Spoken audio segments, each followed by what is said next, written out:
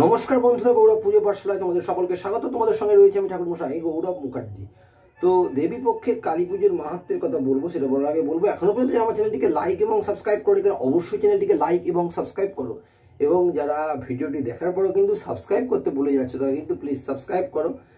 এবং যারা ভিডিওটি দেখছো তারা কিন্তু স্কিপ না করে পুরো ভিডিওটি শেষ পর্যন্ত দেখো। তো দেবী পক্ষ সামনেই রয়েছে এবং এই দেবী পক্ষে কিন্তু কালী পুজোর কি মাহাত্ম্য সেই নিয়ে কিন্তু তোমাদেরকে আজকে বলবো।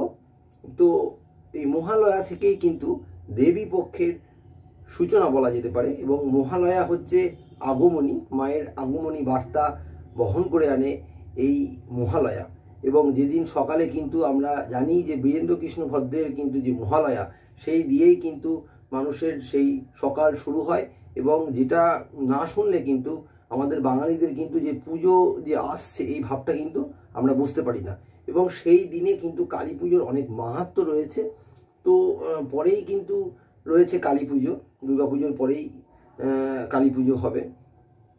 এবং এই মহালয়ার কিন্তু ঠিক এক মাস পরে কিন্তু কালী পুজো।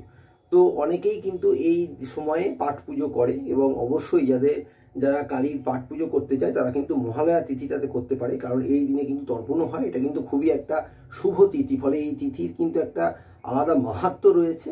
এবং অনেকে কিন্তু এই মহালয়াতেও কিন্তু অনেকে কালী মূর্তি গড়িয়ে কিন্তু কালী পুজো করতে পারে, অনেকেই করে। তো অবশ্যই সেক্ষেত্রে তাদেরকে একদম ষোড়শোপচারে কালী পুজো করতে হবে। এবং যাদের নিত্য পুজো রয়েছে, যাদের বাড়িতে নিত্য পূজিত হয় কালী, তারাও কিন্তু এই মহালয়ার যে বিশেষ তিথি, এই তিথিতে কিন্তু তারা অবশ্যই কালী পুজো করবে এবং বিশেষভাবেই করবে। সেখানে একদম নারায়ণ শিলা নিয়ে গিয়ে যেরকমভাবে বিশেষ অন্যান্য অমাবস্যাতেও হয়, কিন্তু এখানে বিশেষভাবে করতে হবে। এখানে বিশেষভাবে যদি ঠাকুরকে বিশেষ ভোগ দেওয়া যায় তাহলে তো খুবই ভালো। ভোগের ক্ষেত্রে আমি যেটা বলবো যে ভোগ দিতে গেলে অন্ন ভোগ যদি হয় তাহলে সেক্ষেত্রে অবশ্যই ব্রাহ্মণই দরকার।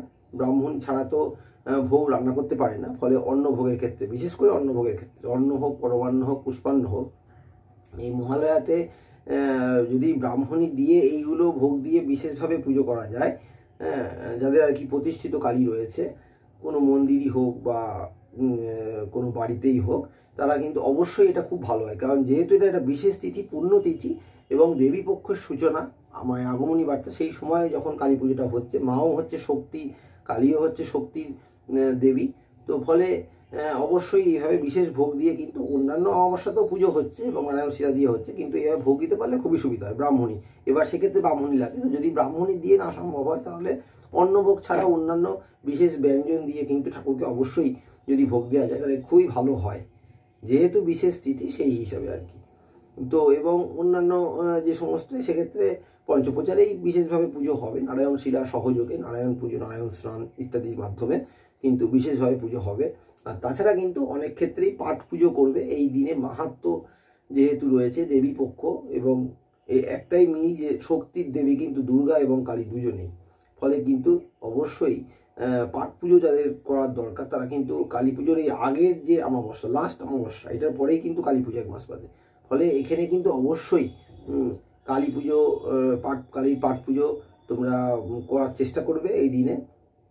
আর যারা মূর্তি গড়িয়ে করবে তারাও করতে পারে। সেক্ষেত্রে তো পাঠ পুজো করলে সেখানে অবশ্যই পঞ্চপ্রচারে বা দশপ্রচারে কালীর পুজো হবে, কালীর পাটে আর কি। অর্থাৎ যেরকম মূর্তিতে হয় সেরকমই ঘটে, ঘট পেতেও হতে পারে, আবার পাটের ওপরও করা যেতে পারে। ঘট পেতে হলে তো ঘটে পঞ্চদেবতার পুজো করে কালীর ধ্যান করে কালীর পুজোটা পাটের ওপর হবে। কিন্তু যদি ঘট ছাড়া হয়, মানে শুধু পাটেই হয়, তাহলে পঞ্চদেবতার পুজোটাও কিন্তু পাটের ওপর করতে হবে। পাটের ওপর পঞ্চদেবতার পুজো করে কালীর ধ্যান করে পাটে কালী পুজো হবে। এবং অবশ্যই পাটে সেখানে সিঁদুরের অবশ্যই 3টে সিঁদুরের ফোঁটা দিতে হবে কালীর পাটে, দিয়ে পঞ্চপ্রচার বা দশপ্রচারেও পুজো করা যেতে পারে।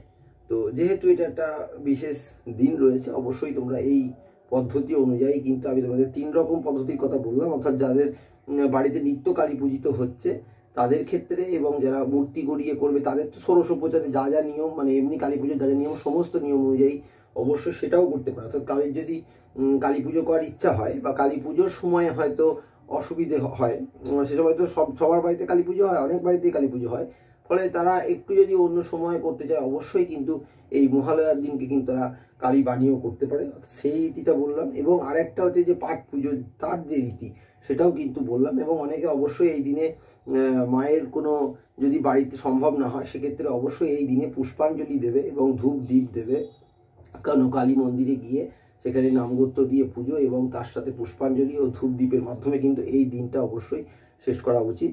এবং এভাবেই কিন্তু এই মহালয়া বা দেবী পক্ষের যে সূচনা সেই দিনে কিন্তু কালীর এইভাবেই কিন্তু বন্দনা করা উচিত এবং মানা উচিত বলে রয়েছে। এবং অবশ্যই এই একটা অত্যন্ত গুরুত্বপূর্ণ এই দেবী মাহাত্ম্যের দিনে এইভাবেই কিন্তু তোমরা করবে। তো আশা করি আজকে ভিডিওটার মাধ্যমে তোমরা বুঝতে পারলে যে কিভাবে দেবী পক্ষের দিনে কালী পুজোর কী মাহাত্ম্য রয়েছে এবং কিভাবে সেটা পালন করা উচিত এবং কিভাবে কোন কোন পদ্ধতির মাধ্যমে এই দিনকে কালী পুজো করা যেতে পারে।